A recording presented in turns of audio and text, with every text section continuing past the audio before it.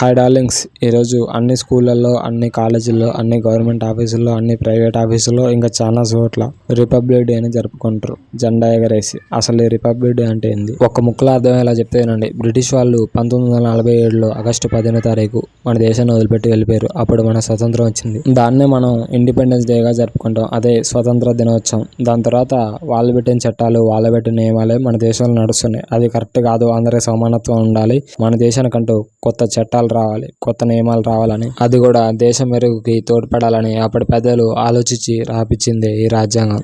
అయితే అంతటి గొప్ప పుస్తకాన్ని రాయాలంటే గొప్ప జ్ఞాని, మేధావి అయి ఉండాలి. అలాంటి వ్యక్తి డాక్టర్ భీమ్రావ్ రామ్జీ అంబేద్కర్ గారు. అంబేద్కర్ గారికి ఈ పనిని 1947లో మనకి స్వతంత్రం వచ్చినప్పుడే అప్పచెప్పారు. కానీ ఈ పని పూర్తి చేసేటప్పటికి 1950 జనవరి 26వ తారీఖు పూర్తయింది. అందుకనే మనం ఈ రోజుని రిపబ్లిక్ డేగా జరుపుకుంటాం. ఇది ఒట్టి పుస్తకమే కాదు, మన దేశాన్ని నడిపే ప్రతి చట్టం ఇందులో ఉంటుంది.